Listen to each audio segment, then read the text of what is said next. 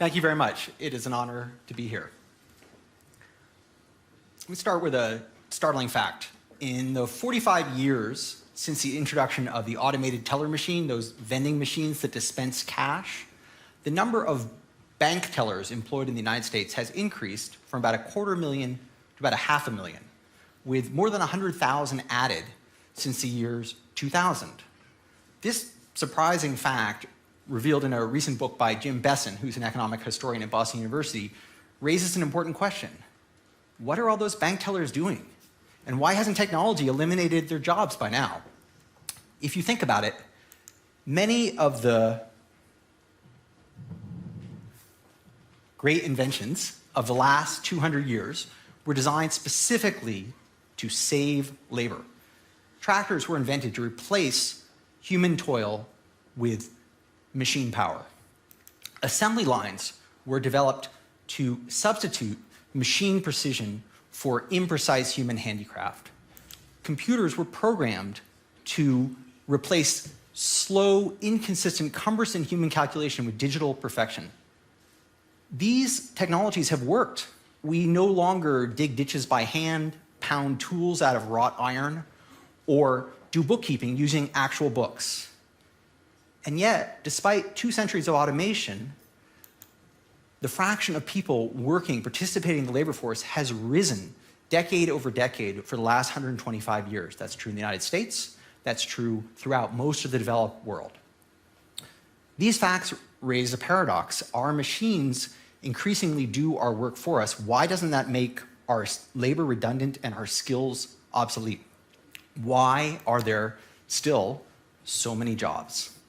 I'm going to try to answer that question in the next few minutes, maybe a half hour. And in the process, I'm going to talk about what we should and should not be worried about when it comes to automation and employment. Let me start with those bank tellers. There are 2 fundamental economic principles at stake that I think help us understand what is going on. One of them has to do with human genius. The second has to do with human insatiability, or greed, if you like. I'm going to call these the O-ring principle and the never get enough principle. The O-ring principle defines or describes what type of work we do, and the never get enough principle defines or describes how much work there is to do. Let's start with those bank tellers. This is the figure from James Besson's book. The introduction of automated teller machines, ATMs, had, as you would expect, they displaced a lot of bankers. The number of bankers per bank branch, the number of tellers per bank branch plummeted by about 1/3 in the 15 years after ATMs were introduced. They displaced a lot of teller tasks. But banks quickly discovered that they could open more branches at lower cost, and the number of branches increased by about 40%. More branches, more bank tellers. But those bank tellers' jobs changed as that process unfolded. As machines replaced a lot of the routine cash handling tasks of bankers, they became less like checkout clerks and more like salespeople, forging relationships with customers, solving problems, and introducing them to new products and services like loans, credit cards, and investments. So you had more bankers doing a more more tellers doing a more cognitively demanding task. But this example illustrates a broader principle, which is that most job tasks, most activities involve a panoply of skills, brains and brawn, technical expertise and expert judgment, or perspiration and inspiration, in the words of Mark Twain. In general, all of those tasks need to be done to accomplish the work. So eliminating one set of them doesn't mean there's nothing left to do. And in economic terms, automating a subset of the tasks increases the economic value of what's remaining. It complements those workers. Let me give you a very stark example. In 1986, the Space Shuttle Challenger exploded and crashed back to Earth less than 2 minutes after takeoff from Cape Canaveral, Florida. The culprit, it turned out, was a simple rubber O-ring in one of its booster rockets that had frozen on the launch pad and failed catastrophically just moments after takeoff. In this multi-year, multi-billion-dollar, incredibly complicated operation, this little O-ring made the difference between the success of the mission and the calamitous death of 7 astronauts. an ingenious metaphor for this tragic situation is given by Harvard economist Michael Kramer, who wrote a paper about the so-called O-ring production function. The O-ring production function conceives of work as being a series of interlocking tasks, each one of which must be completed for the mission to succeed. If any link in that chain breaks, then the entire mission fails, which is quite precarious. But this precarious situation has a surprisingly positive implication, which is that if each of the links, most of the links of the chain are brittle and unreliable, the fact that your individual link is also not very robust is kind of inconsequential because something else is going to break, the mission's going to fail regardless. However, as the reliability and the robustness of each of the other links is improved, the value of that last remaining link, which might be your task, becomes immeasurably high. In the limit, everything depends upon it. The reason that O-ring was so important for the Space Shuttle Challenger is because everything else worked perfectly. Had the Challenger been the sort of NASA equivalent of Microsoft Windows 2000, the O-ring wouldn't have mattered because the machine would surely have crashed. Same with the bank tellers. As automation replaced a subset of their routine cash handling tasks, their problem-solving capabilities and their relationships with customers became more central. But this lesson is much broader. Whether we're designing a building, whether we're caring for a patient, whether we're teaching a classroom of secondary schoolers, as technology magnifies our capabilities, it increases our leverage, it raises the importance of our expertise and our judgment and our creativity. It makes us, the O-rings, we become central in the mission that we're trying to accomplish. That's the O-ring principle. Now let me move on to the next one, never get enough. You may be thinking, correctly, sure, the O-ring says the jobs that we do, they're probably important, so they need to be done by people. It matters if we get them right. But that doesn't tell us how many jobs there will be. And it seems kind of self-evident that if we get sufficiently productive at something, we're basically out of job. In 1900, 40% of all US employment was in agriculture. By 2010, that was under 2%. Why are there so few farmers nowadays? It's not because we're eating less. It's clear that decades of sustained productivity growth in agriculture have created a situation where a couple of million farmers can feed a nation of 320 million citizens. That's a lot of productivity growth, but it also means there aren't very many O-ring jobs left in farming. And agriculture is only one example. Manufacturing has done something similarly. Almost 40% of US employment was in manufacturing at the end of the Second World War. Today, it's about 9%. Clearly, we can produce ourselves out of a job. But what is true for a given industry or product or service has never been true for the economy as a whole. Many of the major industries in which we work nowadays, for example, health and wellness, or finance and insurance, or electronics and software, were tiny or non-existent 100 years ago. Many of the products that we consume, air conditioning, sport utility vehicles, computers and mobile devices, were unattainably expensive or just hadn't been invented 100 years ago. As technology frees our time, increases our wealth, and expands the scope of possibilities, we invent new ideas, new products, new services that occupy our attention, that give us work to do, and that spur additional consumption, particularly in these other sectors, services. Now, you may say some of these things are frivolous, adventure tourism, extreme yoga, Bitmoji, and I might agree. They aren't important on any world scale, but people desire them, and they're willing to work very hard for them. The average US worker in 2015 who wanted to attain the living standards of an average US worker in 1915 could do so by working 1/3 of the year, 17 weeks a year. Most people choose not to do that. Why? Because they want to participate in the technological bounty that's available to them. They're willing to work hard to do so. Material abundance has never eliminated perceived scarcity. In the words of Thorstein Veblen, invention is the mother of necessity. That's the never get enough principle. So, if you accept these two ideas, the O-ring principle, the never get enough principle, then hopefully you agree with me, there will be jobs. The US, for example, has added 14 million jobs since the depth of the Great Recession, even as all of us have been talking about robots eliminating work. So does that mean we have nothing to worry about? Automation and jobs, robots and employment, it will all take care of itself? No, that's not my argument. Automation creates wealth by allowing us to do more work in less time. There is no economic law that says we will use that wealth well. That's up to us. Let me give you a concrete example. Consider two countries, Norway and Saudi Arabia. Both are oil-rich nations. It's like they have money coming out of a hole in the ground. But they have not used that wealth equally well. Norway is a thriving democracy where people largely work and play well together. Labor force participation rates of both men and women are over 80%. In rankings of national happiness, Norway usually ranks between 4th and 1st among all world nations. Saudi Arabia, by contrast, is an absolute monarchy where many people lack a path to personal advancement. It's typically ranked about 35th in the world in terms of happiness, which is low for such a wealthy nation. By the way, Switzerland is ranked 2nd at present. So you still have a ways to go.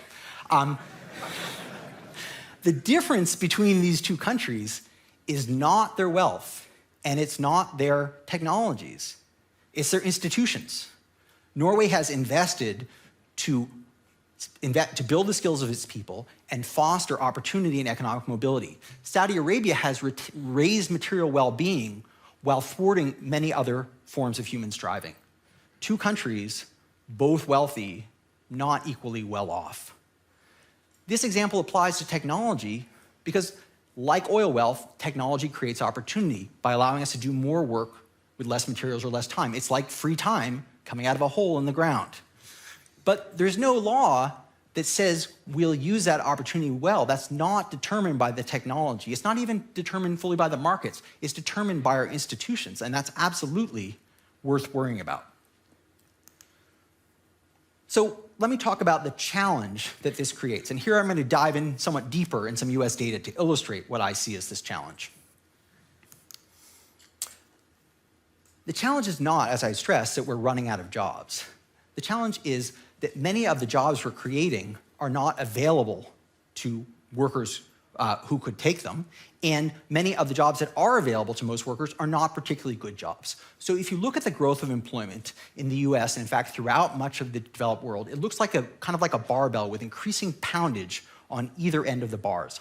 On the one side, we have rapid growth of high education, high wage jobs like doctors and nurses, or attorneys, or software developers, or sales and marketing managers. On the left-hand side of the figure, we also have rapid growth in low education, low-wage personal services like food service, cleaning, security, home health aides. Meanwhile, contracting rapidly in the middle are many of the middle-wage, middle-skill jobs like blue-collar production and operative positions, or white-collar office and clerical positions. The reasons behind this phenomenon, as David Dorn and others and I have illustrated in a number of papers, is not mysterious. Many of those middle-skill, middle-wage jobs follow well-understood rules and procedures that are increasingly feasible to codify in computer software and automate. Nevertheless, this process, which economists call employment polarization, creates real challenges. It knocks out rungs in the economic ladder, potentially shrinks the size of the middle class, and threatens to make our Western societies less mobile. On the one hand, a set of highly paid, highly educated workers doing rewarding, interesting work, and also a growing set of low education, low paid workers whose primary job it is to see to the health and comfort of the affluent. That's not most people's vision of societal progress, and it's not mine either. And let me go a little deeper to tell you what are some of the manifestations of that we see. So the first of those is the fanning out of wages. Many of you are familiar with wage inequality. This figure shows it graphically for the United States for the period from 1964 to 2012. And what I want to call your attention to on the left-hand side is the substantial falls in real wages of non-college males in the United States. The US is an outlier in this, but it's not alone. Germany has also experienced something like this. So male workers with high school or lower education have experienced about a 20% decline in earnings in the last 35 years. That's unusual, and it might be problematic. Why might it be problematic? Well, one manifestation of that problem you can see is in labor force participation. The x-axis of this figure shows you the change in real hourly wages of male workers by race and by education. So the education groups are post-college, college grad, some college, high school grad, high school dropout.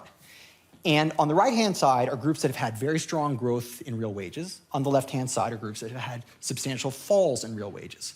The y-axis shows you their change in labor force participation rates. And what this figure says is groups that have falling market wages are choosing not to work. It's not that there are not jobs available to them, but those jobs don't pay enough to attract them out of other activities, whether that be video games, criminal activity, dependence on families, or whatever.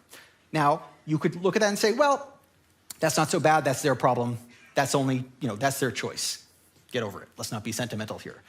But it actually has broader consequences than just for those individuals. Let me show you a second figure. Now, you may be looking at that figure and saying, why is Autor showing us the same figure again? This is not the same figure. The x-axis here is, again, the change in male hourly wages. The y-axis is the change in the fraction of women ages 25 to 39 who are currently married for people of the same education and race group. This says women are choosing not to marry those men. Why?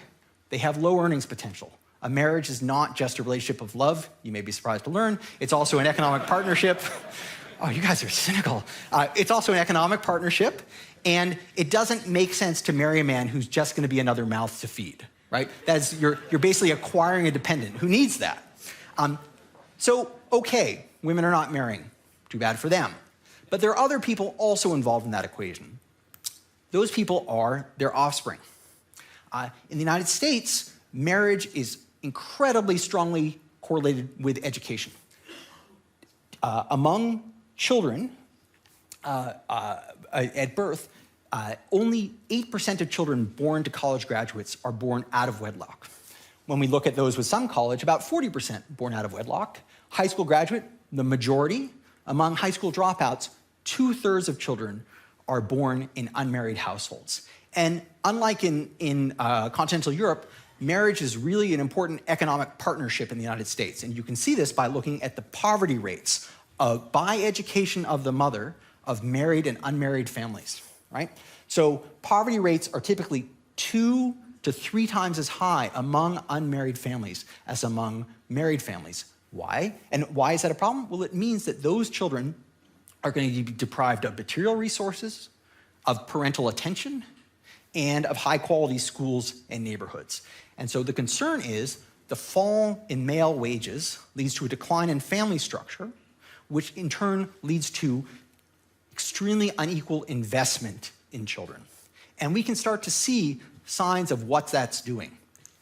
This shows you the gap in years of completed schooling of children by birth cohort, 1968 to 1996, born to the top quartile versus the bottom quartile of US households. That gap was about 2 years for kids born in 1968, right, who would be in their 50s or late 40s right now. It's now over 3 years for kids born in 1996. That 1 year gap is enormous. It's as if 25 percentage points more of the top group went to a 4-year college and there was no improvement among the bottom, right? To move that a full year. That's an enormous difference. Similarly, if we look at college completion rates by family income in the United States, the US leads the world in sending people to college, by the way. You should know we are #1 in getting kids from high school into the door or dorm of a college. However, we're about 14th in the world in actually getting people through college. And if you look who's not getting through, well, among people from the top quartile, almost 80% complete college within 6 years of starting. On the bottom quartile, conditional on starting, less than half of kids complete college in 6 years. Many of them will never complete college, but they will certainly have a lot of college debt. So the concern, yes, that our system guarantees that. Some things are certain. And so the concern is, and let me put this graphically, inequality is necessary in a market economy. It's a good thing. If we didn't have inequality, we wouldn't have incentives. We need people to get paid to go spend 10 years studying surgery. Or we need people, if they produce brilliant ideas and inventions, we want them to reap those rewards. That inequality creates dynamism. Economic dynamism is a good thing at a point in time. But the concern is that the economic dynamism of the present potentially leads to dynasticism across generations, because the inequality of success of one group of adults leads to extraordinary inequality of childhood circumstances, which then means that mediocre children of affluent families, like the Trump family, succeed well beyond their merits, and talented children from poor families those talents are unlikely to be recognized. So it's not just inequitable; it's inefficient. It's inefficient because the distribution of talent is far more equal across families than is the distribution of income. And if you need those two things together for kids to succeed, if you need talent and some investment, then it's very likely that in highly unequal countries, such as the United States, we will be over-investing in mediocrity and under-harvesting great talent. Now, let me offer you some more encouraging news. This challenge that we're facing is not without precedent in modern history. As I mentioned, in the late 1900s, when automation was dramatically reducing the need for employment in agriculture, the US farm states, and this is true throughout the world, of course, were facing the specter of mass unemployment, a generation of youth no longer needed on the farm, but not prepared for industry. The US farm states, recognizing this threat, did something very radical. They mandated that every young man and woman remain in school until the age of 16. That was an extraordinarily risky and expensive thing to do. Why? Well, not only did they have to employ all those teachers and build all those schools, but also those kids couldn't be working on the farm during the time they were in school. They were taking one of their valuable productive assets, their children, and putting them into a bank account, effectively. And a lot of the world scoffed at that because they said, well, why does everyone need that elite education? I mean, literacy and numeracy. Moreover, it's expensive, and is it even obvious that most of these people are really smart enough to do that much schooling? It turned out to be one of the best investments the US made in that century. It gave the US the most flexible, the most productive, the most skilled workforce in the world. It was one of the huge assets responsible for so much US growth in the 20th century.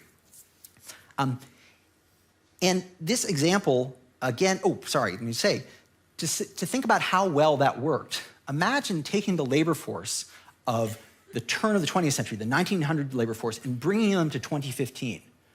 Despite their strong backs and good characters, many of them would lack the literacy and numeracy skills to do all but the most mundane jobs in a contemporary economy. Many of them would be unemployable.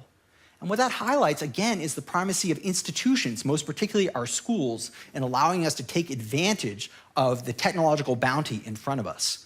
It's foolish to say that we can't get this wrong, that it'll all be fine. That's clearly not true. If the US hadn't chose to invest in its people and its institutions, it would be a less affluent, a less mobile, a less successful society now than it currently is. But it's also equally foolish to say that we're doomed, that our fates are sealed.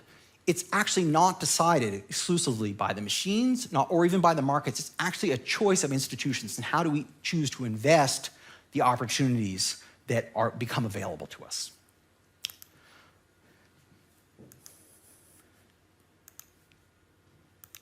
Good. Okay.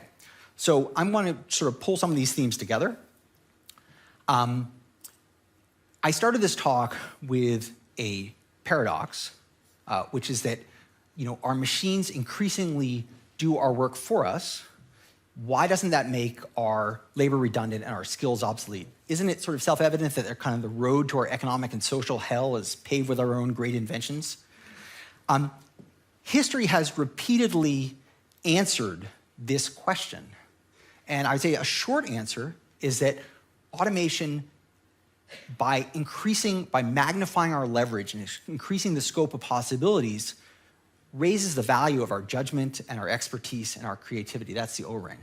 Meanwhile, our inventiveness, our creativity, and our insatiability, our limitless desires, means we never run out of stuff to want. That's the never get enough principle. This process creates real challenges, seen most particularly in our polarized labor market and the threat that it poses to economic mobility, to equality of opportunity. I think that's a real challenge. Not a challenge of jobs, it's a challenge of inequality of opportunity. Addressing that challenge will not be easy, it won't be costless, it won't be automatic, right? But it is feasible. And here's some more positive news on that. Due to our extraordinary productivity, we're rich. We can afford to invest in ourselves more than any other society in human history. We have the slack. Keeping our kids in school a little bit longer won't bankrupt us, won't prevent the fields from being harvested. We can afford to invest in ourselves. Now, you may be saying, Professor Autor has told us a heartwarming tale of the distant past and the recent past and perhaps the present, but probably not the future, because we all know this time is different, right? Is this time different? Of course this time is different. Every time is different, right? The question is, different in what way? What do we know? So let me take a particular quick look at the idea of the singularity. You've all seen this figure. This shows you Moore's law, the effective doubling of transistor density on integrated circuits about every 18 months, every 2 years. It means we get more and more chips, more and more transistors on a substrate. It's remarkable. Many people take this figure and they extrapolate. They say, all that transistor density, pretty soon we will hit the singularity, the intelligence explosion, the master intelligence, whatever you like. And I want to say that that is an entirely specious analogy that is not informative about technological progress. Let me give you another example that looks a little bit like this. This shows you the median 0 to 60 miles per hour, so 0 to 100 kilometers if you like, acceleration time of US vehicles sold between 1983 and 2010. In 1983, it took the median US car about 18 seconds to get to 100 kilometers per hour. By 2010, that had fallen to under 8 seconds, a 50% cut in time, 100% performance reduction. So you would think, with all that horsepower and all that acceleration, we must be getting places much faster, right? This shows you the hours of annual motor vehicle delay per US traveler in the same period. It rose between 100 and 250%. Why? Horsepower was never the scarce factor, right? It was infrastructure, it was roads. I drive the same roads slower as an adult in my car, which has 3 times the horsepower of my mother's car, than I did when I was learning to drive, because they're congested. There are too many people out there. The point is, it's foolish to say that if we're getting a lot better at a single thing, that then solves all remaining problems. The bottlenecks are often not the specific horsepower. The bottleneck to machine intelligence, in my opinion, is not simply more processor cycles. The problems are much more fundamental. The challenges are much deeper, as was emphasized earlier today. Let me give you one of my favorite examples, perhaps a little bit out of date. This is from a well-known paper in 2001 in computer science called What Makes a Chair a Chair? Now, you think about the problem of a computer trying to recognize a chair in a visual plane. So you could take the old school approach and you could say, well, a chair is a thing that has legs and a seat, 4 legs, a seat, and a back, so the computer should go pick out objects that have those characteristics. Well, that would work, you would get that chair, but then the computer would then say, it would kind of miss all the stools, and all the one-legged chairs, and all the backless chairs. And you say, no, we need to expand the algorithm. What we need to do is relax those parameters. So as long as it has a seat and something like a leg, probably it's a chair. And so you run the algorithm again, and what happens? Well, you get all the chairs, you also get the tables, you get the fire hydrants, right? It becomes, it becomes too inclusive. And then you say, well, we could refine that, we could use machine learning, we could sort of statistically recognize objects that are associated with the word chair, and we get better at that. But I'm gonna argue that's what this paper argues, I should say, it's not my idea, that's not what humans do. When you look at this picture and you say, which of these objects is a chair, you just don't reason about its attributes, you reason about what you're gonna use it for and how your body works. You have a model in mind. You say, do I wanna sit on that? Fine. Do I wanna sit on that? Okay, comfortable enough. And you say, it looks a bit chair-like, but I don't wanna sit there. And I know why. Well, that's a much more sophisticated problem than simply picking out characteristics in a visual plane. Carl Sagan, the science popularizer, once said, if you want to bake an apple pie from scratch, you must first invent the universe. This problem has a lot of that feel. Okay. So, let me say, for more than 200 years, people, social activists, intellectuals, philosophers, politicians, have been warning that we are making ourselves obsolete, that our automation, our tools are so spectacular that our labor is becoming redundant and our talent unneeded. The Luddites said so in the 1800s, but so did US Secretary of Labor James Davis in 1927. So did Nobel laureate economist Vasily Leontief in 1982. And of course, numerous pundits, popularizers, and public speakers do so today. I find these predictions extremely presumptuous. What these self-proclaimed oracles are saying, in effect, is if I can't imagine what people will do for a living 100 years from now, then you and your children and I, my children, we can't think of it either. They're extrapolating from the limits of their own imagination to the limits of the imagination of the future. Look, I can't tell you with any confidence what people will do for work 100 years from now, but fortunately, the future does not hinge on my imagination. I don't have to think of it. Imagine, I like to imagine myself, let's say I were an Iowa farmer in the year 1900, and an economist from the 21st century teleported down to my field and said, guess what, Farmer Autor? In the next 100 years, agricultural productivity is going to increase so fast that the fraction of people employed in farms is going to fall from 40% to 2%. What do you imagine the other 38% of people will do for a living? I wouldn't have said, oh, we got this. We'll do app development, radiological medicine, business services, search engine optimization. I would have had no idea. But I hope I would have had the humility to say, wow, a 95% reduction in agricultural employment with no shortage of food, that's an amazing feat of increasing productivity. I hope that humanity finds something amazing to do with all of that prosperity. And by and large, I would say that it has. And let me leave you, and then I'll take questions, with the competing words of two economists debating this very same subject 50 years ago. Robert Holdreiner, writing in the New York Review of Books, warned in 1964, as machines continue to invade society, duplicating greater and greater numbers of social tasks, it is human labor itself that is gradually rendered redundant. Responding to that concern, Herbert Simon, also an economist and a computer scientist, and a Nobel laureate, wrote, the world's problems in this generation and the next are problems of scarcity, not of intolerable abundance. The bogeyman of automation consumes worrying capacity that should be saved for real problems. I would say that the ensuing 50 years of history have been extremely favorable to Herbert Simon's view. Fundamentally, when we're talking about our concern about automation, we're talking about our concern about rising productivity, right? We're not talking about how we shield ourselves from a bomb that's falling onto our city.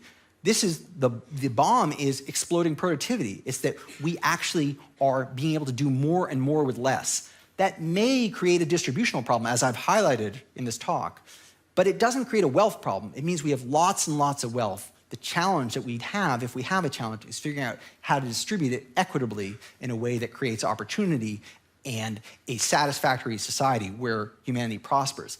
And that is not fundamentally determined by the market. That is a function of social institutions over which we are the architects and over which we have control.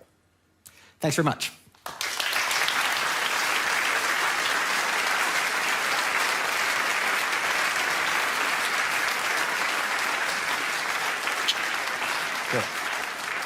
So, thank you very much for this truly exciting and excellent lecture. We have now time for discussion. I have prepared a question, but I have already Should we sit while they ask questions? So yeah, let's sit down. Okay. And we spot your hands when they go up. So there's a question in the back.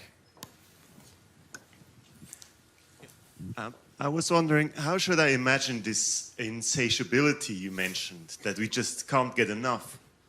I mean, I can't imagine that it is the individual that you say, okay, all the people who work long hours, who maybe want to work part-time, but it's not possible, that they just want too much, and therefore they could just spend more time with their families, but they're just so greedy. Is that what you're saying? Not precisely. But not completely off. So first of all, it is the case that people work a lot less than they used to, in fact. One of the ways that we have realized the benefits of our productivity is by having more leisure. Now you might say, what leisure? I'm working all the time. However, people stay in school until their 20s, and they retire when they have many years, often decades, remaining in their lives. They also have weekends, and the 60-hour, 7-day work week used to be a norm. Now we're much closer to 40 and 5. So people have used this rising prosperity to increase leisure. And I expect that will go on. So even in the Nordic countries, where labor force participation rates are incredibly high, hours worked per individual are not that high. So they have used that prosperity in a way that is equitable. But it is the case that people's desires seem to scale with their incomes. And as people become more affluent, their sense of what they want, what they're willing to pay for, what they're willing to work for, what they need, seems to grow. That's just a fact. We live fabulously rich lives by any material standard of living, and yet, if you look at the 25th percentile of society in Switzerland, though I imagine many of those individuals are working extremely hard to get ahead, even though they are ahead of almost all of humanity throughout history. That's not a criticism at all. It simply says that as our possibilities increase, and remember, it's not that we're just consuming more food, right? More, bigger house. It's that the characteristics of those products is improving in a way that makes them desirable. So as far as we know, we've never found a society where people got so wealthy they said, oh, we're done, thanks, we'll stop here. It doesn't seem to happen. So there's a question back there and then here. Thank you for the very interesting talks. So my question goes along the same line. Don't you think that other incentives, so I'm here in the back, the very back. Don't you think that other incentives will become very much important? Like people living in Wikipedia communities and doing work for free and having a lot of social recognition, or computer gamers that you mentioned that have a decent, they work, they don't really care about their work, and then they're basically those social assets that they strive for, so that people don't find satisfaction in things that you can buy, because you have food, you can travel, you can communicate, so all your desires that you can pay for are already paid for, and then the scarce resource of a human becomes their time. Sure. So the question is, will it all be about material well-being or other currencies? I think you highlight an extremely important point, which is that people don't just have material needs, they have identity, and they need a sense of purpose. Work provides that structure for very many people. it's not the only structure that we can imagine. It's the one that we're familiar with, and it's the one that we've had a lot of success with. And fundamentally, the basis of most distribution in market economies rests on the idea of labor scarcity. The idea that you go to school, you develop a bundle of human capital, it's valuable, you sell it to the market for 35 years or so, and then you retire. And that gives a means of income distribution, and also gives a sense of identity, of purpose to most people, because their investment is in their work, it structures their time, and it gives them a social identity. We can imagine a system where resources were not distributed based on the scarcity of human capital, and where status was conferred through things other than income and other than position. However, we don't have good models of that at present. It was very convenient, has been very convenient, that labor scarcity is the distribution system we primarily use, because labor is distributed very evenly across the population, much more so than capital, right? So in countries where most of the wealth is in a few holes in the ground in terms of oil or mines, that creates a real problem, because it's very easy for an individual to monopolize all that income, and then we have a huge maldistribution problem. It's harder to monopolize other people's labor. We've done it historically. We had a system of slavery. Having abolished that, most people have ownership of their labor, and that creates a valuable asset that provides a mean for income distribution. The challenge we would face, if we faced it, from enormous productivity growth from automation, is that if that were truly to occur, that labor would no longer be scarce. And when that's the case, we would be very wealthy, but we wouldn't have the same mechanism for figuring out who gets what. That would be the challenge we would face. Perhaps the system of social rewards that you have anticipated would be one of them, but I admit that that would be a big challenge. We would be lucky to face that challenge. I don't actually think we will face that challenge, but it wouldn't be a problem that would solve itself. So here is somebody, and then Joel. We need to reduce fear and activate joy. Only with this way we will manage these challenges of the future, in my opinion. So I have a couple of ideas how we could reduce fear and activate joy. And the main reason is, when someone has fear, there is only a limit of the potential they can use from their resource. When they work with full enthusiasm, passion, and exactly that's what they want to do, it's incredible what a human being can do.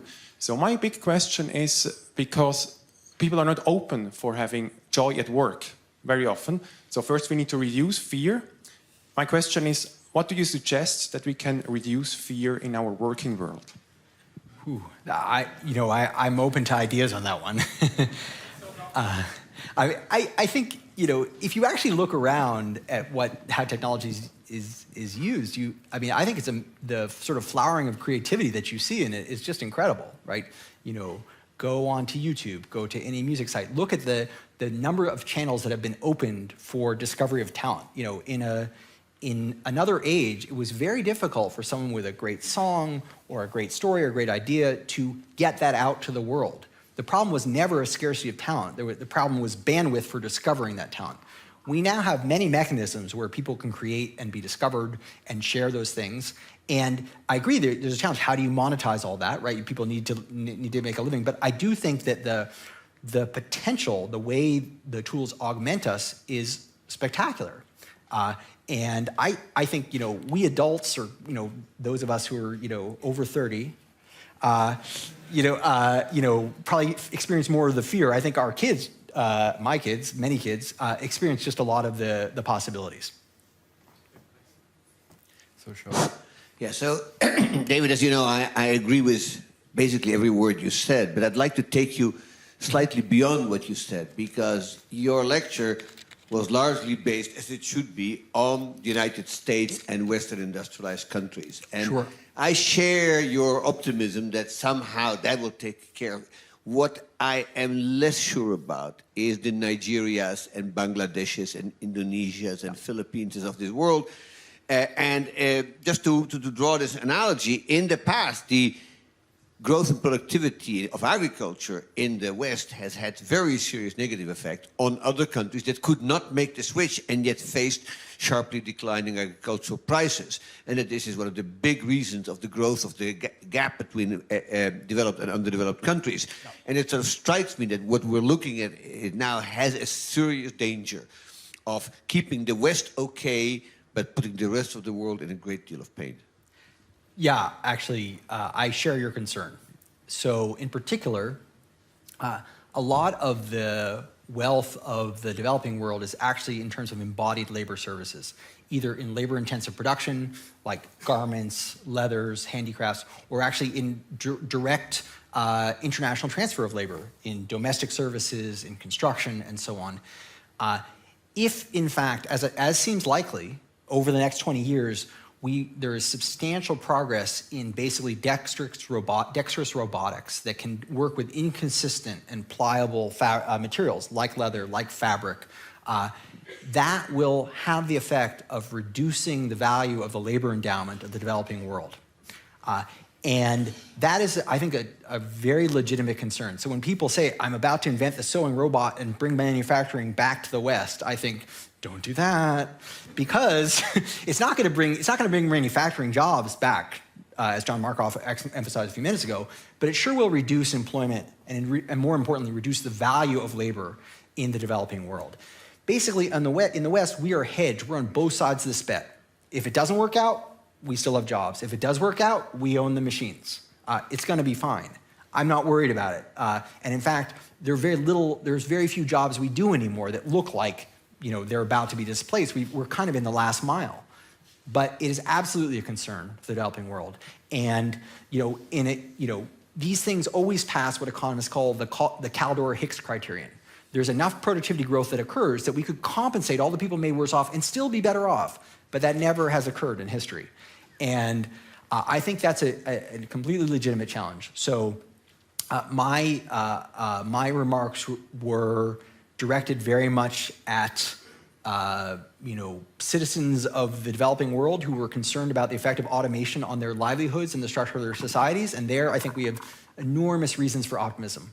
But in terms of the challenges that this will create for the developing world, I think we have enormous reasons for concern. The question is, will other countries have the luxury to do what China has done, right? So China's development over the last 30 years has been, by any stretch, the best economic event in about a millennium, right? In terms of bringing hundreds of millions of people out of poverty, not only the Chinese, but creating a commodity and resource boom throughout Central and South America, creating an investment boom in sub-Saharan Africa, right? In terms of world welfare and the growth of the world middle class, this is just unbelievably good news, that swamps any small amount of pain experienced by even the hallowed white male American voter.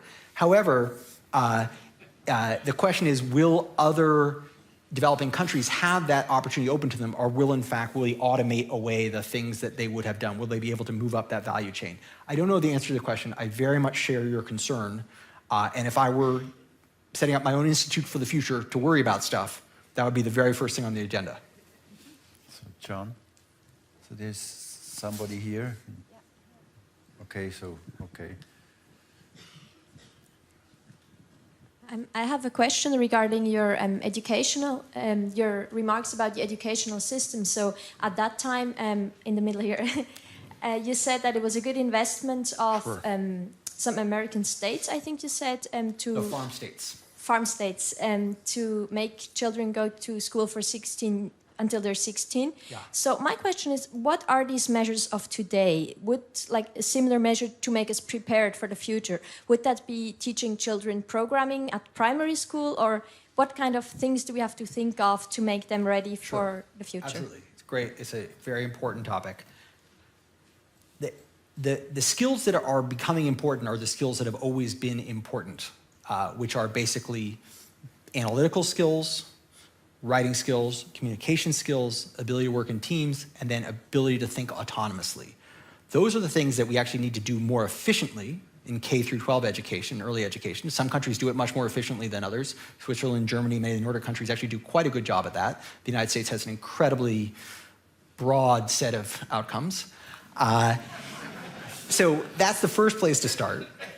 Then the next channel, of course, is a combination both of college and graduate and technical education, but also excellent skilled vocational education. There is growing employment in certain middle skill occupations that don't require college degrees. Many of those are medical technicians, things like the trades, even plumbing and plumbers and electricians are going to be here for a very long time, right? Or even skilled repair. These jobs require specialized training. Some countries have very good apprenticeship programs. They're very good at channeling less educated workers into those activities, or people who don't have a college degree.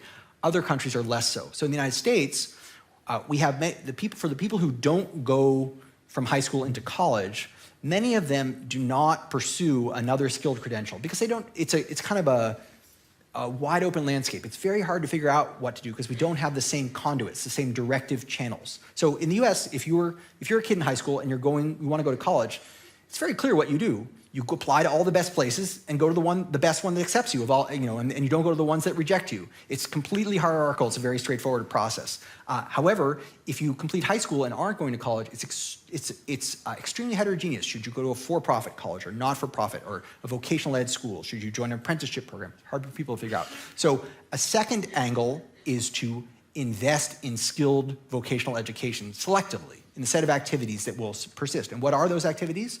They're things that require both human flexibility and judgment, like waiters and waitresses, but those skills aren't scarce, combined with technical expertise and mastery, right? So things that machines can't readily do and that not every other worker can do, right? So machines can't do cleaning at present. They can't load dishwashers. They can't even fold towels unless you give them a half an hour to do it. But most people can do it. So it's not going to be a high-paying job. So the opportunity is in the set of jobs that require both that human flexibility and creativity and an expertise and judgment that is honed through investment. That can be in the professions. That can also be in vocational areas. Let me finally say, or maybe not finally, let me say, people are always prescribing education, and it is true that education is the one thing that has worked for us for more than 100 years. By investing in ourselves, we have adapted ourselves to the set of tools and opportunities that we face. It's always the case that some people will be left behind, and as we raise the bar of education, it's likely that a larger fraction will be left behind. If people only have to complete 1 year of education, that's one chance to fail. If they have to complete 20 years of education, cumulatively that's 20 opportunities to fail. So we shouldn't think that simply by providing good schools, all social problems, qualities will be resolved. That's clearly not the case. We also need to invest in a social safety net, in a set of economic insurance programs. And by the way, of course, every country has them. So people talk a lot nowadays about, the guaranteed income. In every advanced economy, there's many economic guarantees that are given to you. If you show up at a hospital, you will get medical care. If you don't have money to buy food, you will be given some kind of food supplementation program. Even if you have no money, you can send your children to public school. So there's lots of ways in which we guarantee resources to all our citizens. Whether we need to expand that, I'd say in the US we do, maybe need to retract it in other places, but clearly you have to be investing at one level and also providing a set of social insurance policies for people who don't succeed. And you may say, well, it's their fault, I don't want to help them, but remember the intergenerational component. Remember the fact that maybe they didn't deserve a good living, but that doesn't mean their children don't deserve a good opportunity. John? David, let me push you on that a little further, because as you rightly pointed out, all Western industrial economies, OECD economies, have systems of redistribution, which are essentially an amalgam of taxes and social benefits. Now, but we also know that in the last 20 years, the redistributive power of the tax and benefit system has declined almost everywhere. So we face a problem if the challenges are going to increase and the redistributive power of our existing tax and transfer systems is declining. We have a problem, it seems to me. And one answer you can see emerging in some countries is to try to transfer more of the risk to individuals, to get them to self-insure. Now, how do you see that balance working out in the future? Because that seems to me to be one of the big challenges associated with looking forward. How do we adapt our existing redistribution systems in ways that as it were, preserve that social risk sharing and can still ensure that we have sufficient incentives to move forward? Yeah, I mean, this is a problem that Danny Roderick identified many years ago, that as we integrate globally, we actually lose a lot of sovereignty in some level, and capital becomes more footloose, which then shifts the burden of taxation onto labor. And this is something that Jeremy was talking about just earlier about, the mobility of superstars, people sort of arbitraging tax regimes once they get wealthy. I do think it's a real challenge. People have different proposed solutions to this challenge. So if you were to talk to, Gabriel Zuckman and Emmanuel Saez, they would say we need a worldwide system of taxing every piece of capital and every piece of income. And anyway, I'm not signing up for that. I think there is a reasoned argument for proceeding not too rapidly with the pace of globalization at points, right?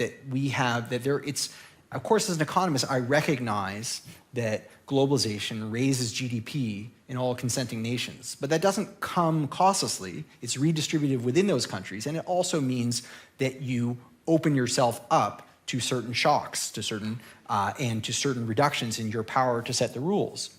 Interesting, a really interesting paper by my colleague David Atkin looked at agriculture in India, and in the days before markets were integrated, there was a kind of a strange self-insurance property to crop yield.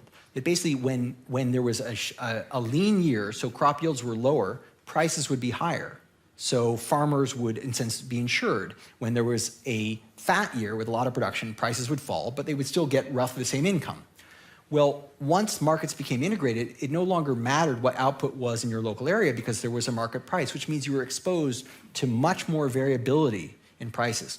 Farmers responded to that by increasing the diversity of the crops that they themselves planted to self-insure against the variability of the market. One danger in globalization is if you're not well diversified, right, you may find yourself experiencing a lot more highs and lows, and you're particularly worried about the lows. So I think you identify an extremely important problem. I don't have the full solution, but I recognize the contours of why it's a challenge and why we need to think. We need to reflect on it as we proceed and not simply go great guns ahead.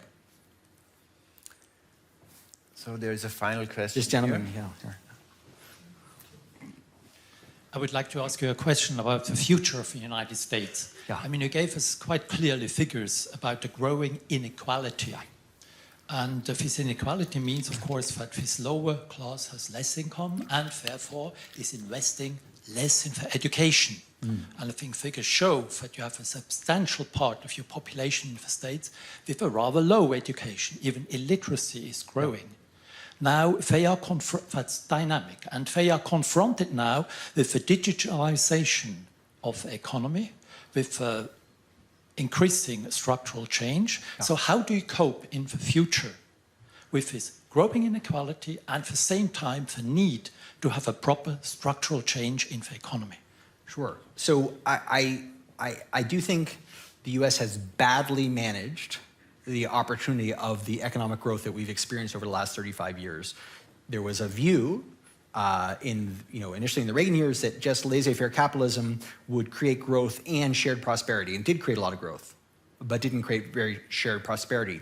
Then in the subsequent Clinton years, there was a lot of belief in globalization and in investment in education, but that left a lot of people behind. It was fundamentally actually very elitist, even though it was forward-thinking and simultaneously. Then in the subsequent years, we went back to if we could only get back to the Reagan years, it would all be good again. So I think it took the US 35 years to get into this hole, and I don't think it can get out of it in short order. But let me say a few things. So one is that we do have a set of tools that are reasonably effective raising earnings and employment of low income earning individuals in our society. The biggest of them that we have in the United States is the Earned Income Tax Credit, which is a wage subsidy for people who have low income. So for example, a mother with 3 children can get up to about $6,500 a year in Earned Income Tax Credit money as she's working up to about $38,000 a year. So a very substantial subsidy.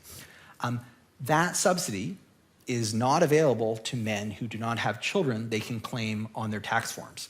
Now, as I showed you a few minutes ago, many of those men have children, but they can't claim them as dependents because they are not married to the mothers. The biggest employment problem we face in the United States is falling wages and opportunities for less educated males are leading to falling participation. Extending the earning income tax credit as an earner's credit would likely go some way towards increasing the fraction of men participating in the labor force. It would partially reverse, not completely by any stretch, but we know the EITC worked very well with women. It could work somewhat better with men. So I actually think a lot of the social maladies that we see in the United States actually emanate from the labor market. The change in household structure, even the rise of opioid abuse, and we see it particularly in the communities where employment has declined. This is something the sociologist William Julius Wilson has been calling attention to for decades, that when work goes away and people lose not just the income, but the structure of their lives, a kind of social anomie sets in. It's reversible. Even in the mid-1990s in the United States, where the unemployment rate was under 4%, we saw labor force participation start to rise strongly among less educated adults, and we saw earnings start to rise. So it's very difficult to create very tight labor markets. That's one of the best, the two best medicines for this problem are rapid economic growth and tight labor markets. We don't know how to really create either of those things. We know how to get in their way, but we're not really good at creating them. But there are policies that we can use that push up the bottom. And I think those are wise social investments, not just for those individuals, but for the broader well-being of the next generation. Okay, thank you very much. This was very illuminating. Thank you.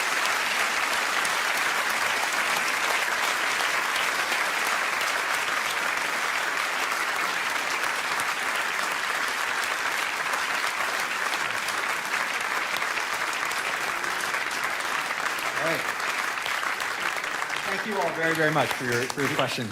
It's almost like in the opera that people want to hear you again for an hour, but it's not quite, so we don't have the time, so everything has comes to an end. So I wanted to thank all the audience. I wanted to thank the speakers for their performance, and in particular also our last speaker for one of the highlights at this conference. Thanks a lot for coming, and thanks a lot if you come also in the future. We have this every year in November. The Forum for Economic Dialogue. Let me also point out to you, for those who couldn't be here the whole day, we will put everything up on YouTube. We have our own YouTube channel, Technological Progress, and you can listen to the presentations that you have not been able to listen today. Thanks a lot and have a nice evening. Okay.